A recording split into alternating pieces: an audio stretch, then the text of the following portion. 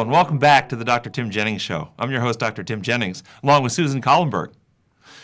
And together we're going to explore the inner workings of the human mind, learn to discern, train the brain, and find real-life answers to real problems that really work.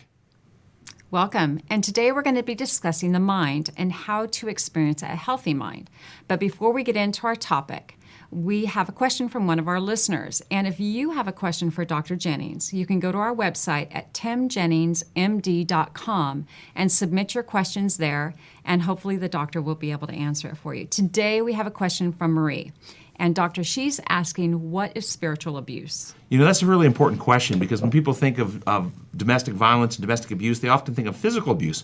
But spiritual abuse is a form of domestic violence in which a intimate life partner seeks to dominate, control, intimidate, coerce, or subordinate their partner through the use of spiritual or religious mechanisms by quoting Bible verses, by using church authority, by putting some type of demands of the other person through a sense of religious superiority that doesn't respect the autonomy and individuality of the partner, but seeks to control, dominate, and subordinate them. And so if one of our listeners is in that position, their responsibility is to recognize that every human being has their own identity, their own individuality, created in the image of God, their own capacity to reason and think, and it's their responsibility to hold on to their own individuality. And when somebody tries to do that, to present back to them, hey, you know what? You're free to say that, but I don't accept that, and I'm my own individual, and we present the truth in love and leave that other person free to be mad if they need to be mad, but we don't surrender to that type of domination. Okay, and that's another topic that we're going to explore in a later program, I believe, about abuse and what do you do and what the church says and how do you respond to that. Yes, excellent. We will. So today we're going to talk about the mind and having a healthy mind. One of my favorite books that you've written is Could It Be This Simple? And you talk about the structure of the mind, and it involves how we make our decisions. Can you explain to us what that is? Right. So in that book, I break out in our mind the different faculties or abilities that we have in our mind. And I go into reasonable detail in the book, but I'm going to break it down and make it simple for our audience today, just into three elements. And I do this with my patients. I say, do you have the ability to reason and think, to come to conclusions, what we might call our good judgment? That's one ability. You also have the power to make choices. I choose to do this. I choose to do that.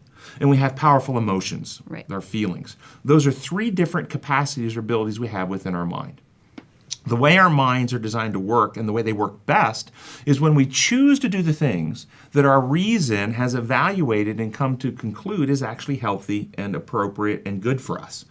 The problem with many people is that even though they may reason through something and come to some conclusion, they often make decisions that don't go along with what they actually know is good for them. And the reason for that, oftentimes, is because they have very powerful emotions, and they allow their emotions to dominate their decision-making. Okay. So my husband and I are involved in prison ministry, and a lot of times I don't even think that people are using their reason to make decisions. I think that they just go on their feelings and what they know. So how can somebody change their way? How can you have a healthier mind to make better decisions? Okay, so one of the traps a lot of people get into, in this world, we cannot avoid painful experiences. Painful experiences happen. But in the aftermath of a painful event, whether it's self-inflicted or by others or just circumstances, we want to avoid future pain. And many people begin making decisions not based on what's objectively, factually healthy and reasonable, but they make decisions based on what's going to cause me the least discomfort right now, or what's going to be most pleasant emotionally right now. Right. This is terrible decision-making, particularly after one has been through some type of emotional trauma or wound of some kind. Now, if people had a physical injury, they don't really think this way. If you had a broken leg, for instance, most people realize that having a pin put in it, going to physical therapy is necessary for recovery. And they realize that doing that surgery, going to the therapy, there's going to be some discomfort and pain involved. They're not making decisions in the moment, well, I'll do my physical therapy when it doesn't hurt. Right. They don't think that way. Right. But when it comes to emotional decision making, many people make decisions simply based on what it feels like right now. They won't actually stand up and do the healthy thing because it's uncomfortable. It could cause anxiety or emotional distress to do the healthy thing, so they will go with what's expedient and easy right now, even though in some part of them, if they stop and think, they know it's not healthy to do. So if somebody's used to doing that, that's kind of how they operate in the world. How can they get out of that rut? Because it becomes a rut. You go on your feelings, and that you just strengthen that and strengthen that. So how can somebody get out of that? So one of the things we teach, first I teach them how the mind works in that book, but truth is healing and restorative. And here's a truism. The people that I have to tell my patients who are stuck in this type of pattern. Once there's brokenness, of any kind, there are no pain-free options. None. Wow, that's powerful. Once there's brokenness, there are no pain-free options. After a broken leg, you don't let anybody touch it. Don't let them set the bone. Don't go to therapy. Just leave it alone. Leave it alone. It hurts. Leave it alone. Well, you don't avoid pain that way. And you not only have now chronic pain, you have chronic disability. If you go to the surgeon, you go to physical therapy, you don't avoid pain. There's pain in that. Right. But there's healing and restoration, and one day the recovery from the pain and pain goes away. Emotional brokenness is the same way. Once you've been broken, hurt, injured, damaged emotionally, you don't have any pain-free options left. Right. Your only option is, am I going to take pathways and actions that are going to be healing, restorative, and bring me to a place where the pain finally goes away, or not? People don't think this way, so they make decisions that are least painful in the moment. And in the moment, it's least painful not to do the therapy. Right. Okay? Right. And so, but that doesn't bring you health in the long run. So people constantly make these and they might even do worse. So, well, my leg's hurting, I'm not going to go to the surgeon, I'm not going to but it hurts really bad, so I'll start taking drugs to take the pain away. Right. And people turn to substances or other dysfunctional behaviors to try to take their emotional pain away. Right. Because they're in complete pain relief mode rather than healing and restoration mode. Okay, so I get that and I understand that. So how do you move from the pain mode into the restoration mode if you're so consumed by the pain? So the patients have to figure, and I tell them, you have to first recognize the reality. You've been hurt, you've been wounded, you're going to have pain. The question is, do you want to have pain for the rest of your life? Or do you want to come to a point where the pain stops? Right. You have no pain-free options. You cannot choose, there's no choice you have that's going to avoid pain. You're going to have pain. Right. But you can have pain that's under the umbrella of healing modalities that is going to restore you, strengthen you, and eventually the pain will stop. Or you can have pain that's going to only add to the injury and make your problems worse. Right. You have to decide. You're not going to avoid pain. So you have to disabuse them of this idea that their decisions can avoid pain. They can't.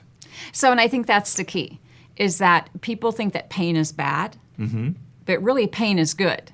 If you deal with it correctly, if you recognize that it's trying to get you to a place of restoration as opposed to something that you just got to stop. I would suggest pain can be good. Okay. Okay. Pain is pain. Yes. Okay. And pain can inform us that something damaging is happening to us. So it can inform us of that. So if you're touching a hot stove and you feel the pain informs you something damaging is happening, so you can stop it. Right. However, the pain in physical therapy is not informing you something damaging is happening there. Right. And you don't want to stop it there. Right. Okay? So you have to have judgment overrule just the feeling of pain and discern what is the pain informing me of in this context and situation, and do I push through the pain or do I allow the pain to dictate my actions? Right. So it's interesting because when we talked with the women in prison, actually I've been in jail before as well, and you can see addictions and bad behavior on the outside.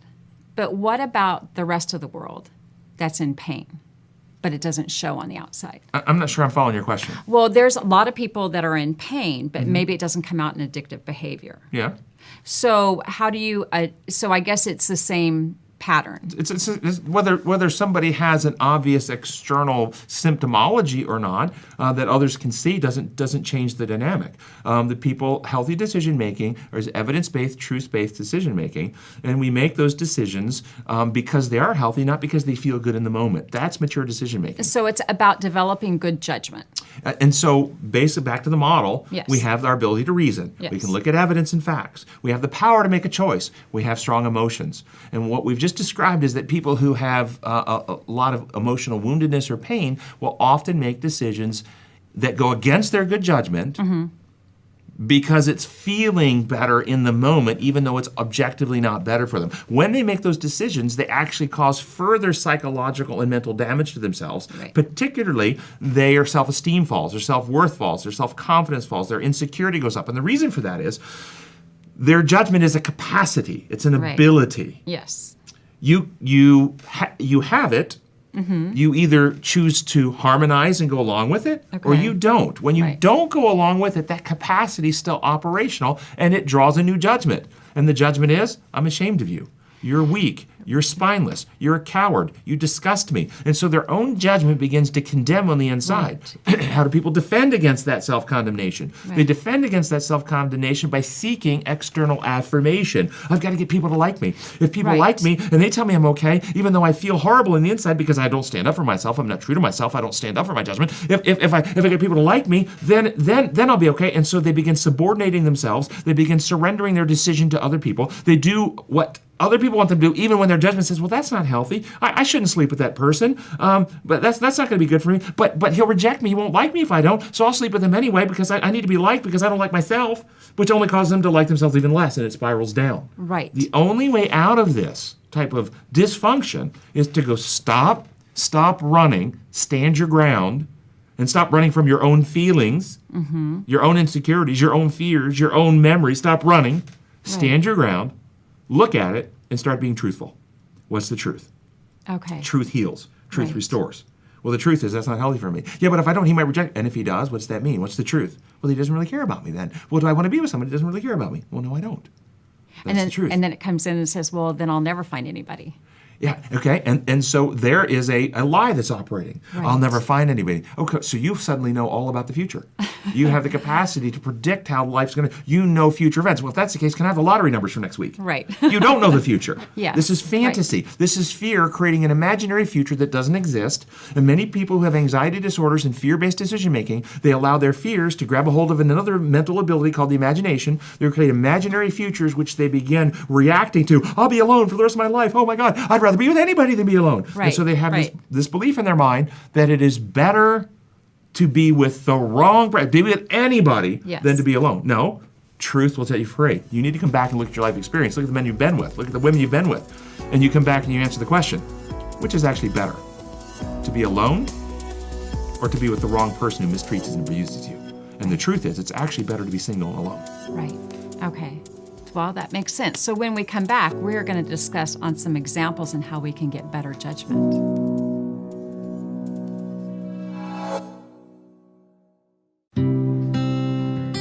Could it be this simple changed my life? What an amazing and solid yet fulfilling and liberating message Dr. Jennings provides. I loved it. It is liberating. It frees your mind from all your mental turmoil and teaches you what is really going on. This book is amazing and makes so much sense. It shows God as a God of love rather than an arbitrary, exacting God. I am so grateful that a friend suggested I read Could It Be This Simple? It has helped me fine-tune my thinking. This book not only helps the mind to heal, but helps to liberate the emotions by bringing them into balance. You will be captivated with the case studies liberally sprinkled throughout this small, easy-to-read book. I dare you to read it. Get your copy of Could It Be This Simple? A biblical model for healing the mind at Amazon.com or wherever books are sold. Hello, I'm Dr. Tim Jennings with your Mental Health Minute. Have you been moody, tired all the time, or more forgetful than usual? How are you sleeping? There are 4 physical requirements to life: air, water, food, and sleep. Deprive yourself of any of these life requirements and your ability to function will suffer. Sleep deprivation alters normal brain function, impairing memory and attention, increasing irritability, and has been associated with increased risk of diabetes, obesity, and depression. Sleep deprivation impairs driving as severely as alcohol intoxication. Adults require 7.5 to 8 hours of sleep per night, adolescents 9 to 10, and children 11 to 12. If you're struggling to get enough sleep, avoid caffeine, establish a regular sleep routine, ensure your bedroom is conducive to sleep, and if these measures don't work, see your doctor. To be smart requires a healthy brain, so be smart, don't stress, and get regular rest. To learn more about mental health, visit comeandreason.com.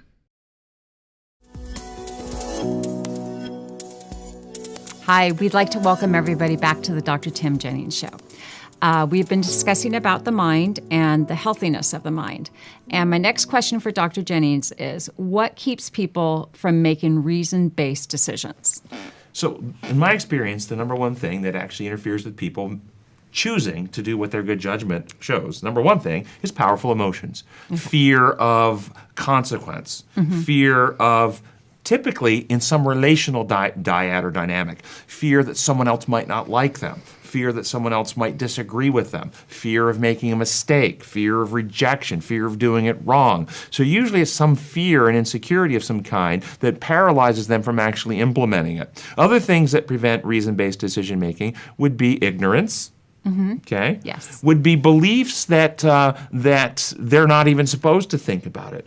You can sometimes hear, well, if it feels right, do it. Right. Okay. Yeah. That Just idea do it. floats around in society. It's a terrible idea. Right. It's a terrible, terrible idea. And so, just having false perspectives or false informations can lead people to make poor decisions or non-reason-based decisions.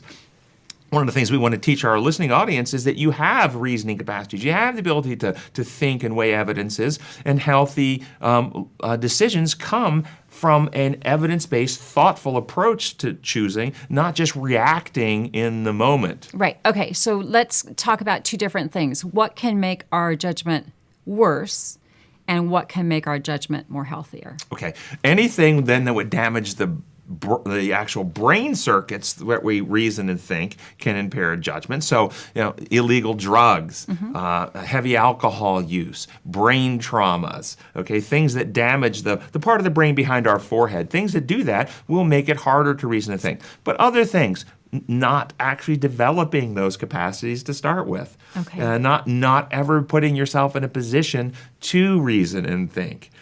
See, the way our brain works, neurons which are exercised grow stronger and the circuitry expands. So as you're growing up, going through life, you've taken the time to struggle through different concepts, ideas, decision-making. You've thought them out, you've weighed them out, and you haven't got them all right. But after you've made a decision and it didn't go the way you wanted, it was some consequence you didn't like, you stepped back, you reflected, you've looked upon, what can I learn from this? And you learn lessons from those decision-makings. Then over the course of time, you develop better decision-making capacities. But if you never do that, if because you're afraid to do it wrong, you're afraid to make mistakes, you surrender your decision-making to others. You look for others to make your choices for you, and those others could be family members, it could be a spouse, it could be a religious organization, my pastor, my church, my Bible. I don't ask questions. I find a Bible verse, and the Bible verse says do it, I just do it. I don't question it.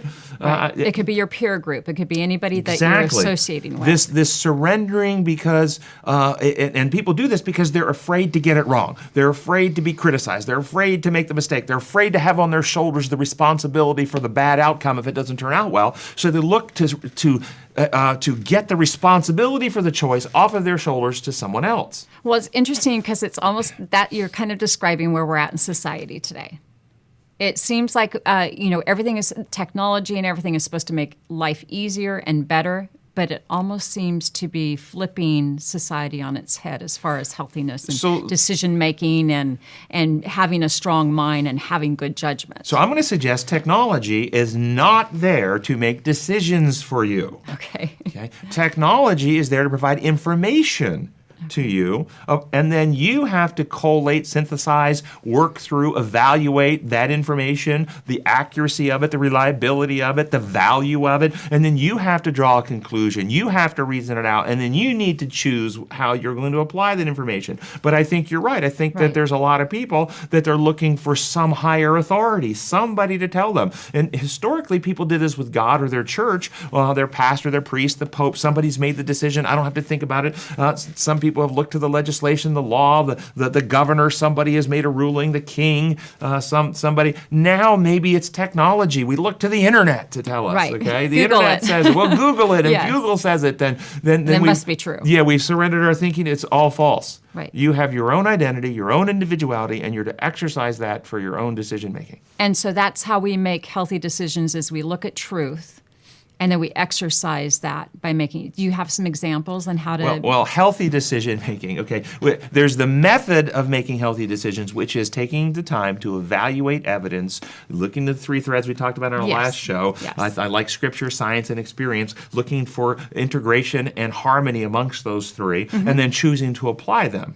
However, we're finite beings, and after a very thoughtful, reasonable evaluation, making a really good decision on the evidence that you have before you, you can still find that it doesn't turn out well because there was evidence that you didn't have at the time you made the decision. Okay. Classic example, a doctor in an emergency room has a patient come in with certain symptomology, and they evaluate the symptomology, and they make an accurate diagnosis that this problem is going on, but this patient has no ID, they have no medical records, they have no information that's coming with them, and they intervene with a medicine that is appropriate for that particular disorder that they've diagnosed. But unbeknownst to the doctor, that patient has an allergy to that medicine.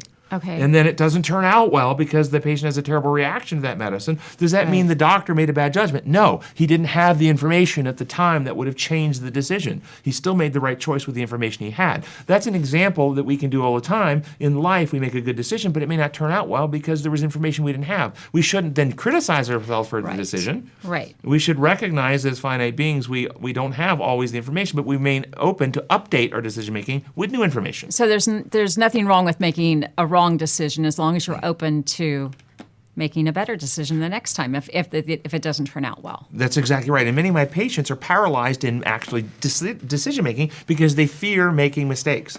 And the reason, if you look at psychodynamically, is why they fear making mistakes. They fear making mistakes because they have in their internal world equated making a mistake with choosing evil. Okay. You see? And I asked them, is it the same? Is making mistakes and choosing evil the same? And I give an example. You make a math error in your check register and you accidentally overdraft a check. Mm-hmm. You go around writing fraudulent checks on purpose. Are those the same? No, those are two different things. Completely different. Yes, but on the surface, they both have checks bouncing. Right. Okay? But they're not the same. One's an innocent mistake that you immediately take responsibility, you make it right. The other, you're seeking to defraud people. It's an act of evil. Okay? We should be abhorrent, and we should seek to avoid choosing evil. Okay. Absolutely. However, if you have the mindset that I should avoid making mistakes, that actually prevents one from ever learning. And if you equate the two, making mistakes, and then you emotionally react, I feel guilty, I did bad, because in your internal emotional world, making mistakes are in the same camp as choosing evil. When we choose evil, we should feel guilty, we should repent from it, we should seek to avoid doing it in the future. And so if we put mistakes in that camp, we have that emotional reaction, I feel guilty, I should avoid in the future, and so I avoid making decisions because that might be wrong and I don't want to feel that guilt. You have to take mistake making out of the camp of choosing evil. They're not the same. Okay. And so, simple examples. How about if you're taking a math class? Mm-hmm. And you got problems to work, but you're afraid of making a mistake. Then you're stuck. You seek to get somebody to tell you the answers. Right.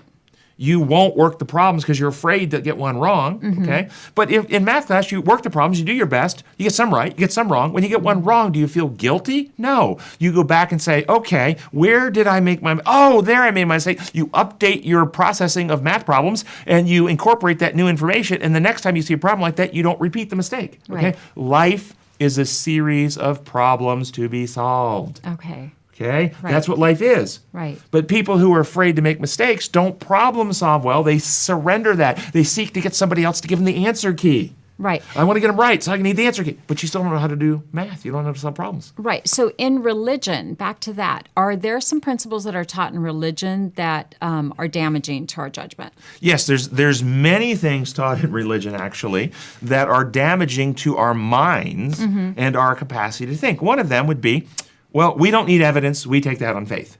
Okay. This idea is, the way it's taught is destructive. It says basically, facts, evidence, truth, I can ignore all that. I just have to take on faith some declaration that may not even be consistent with facts, evidence, and truth. So I'm going to believe something based on my faith that some part of me knows isn't really true, which causes an internal tension because life isn't actually working in the way that I'm supposed to believe it's working. And so that causes anxiety, it causes stress, and it causes us to surrender reason. We don't think about things. Well, I don't think about that. I just take that on faith. And if I don't think about it, I'm not reasoning. That's one thing people do. Other thing people do in a religion, they're taught contradictory beliefs.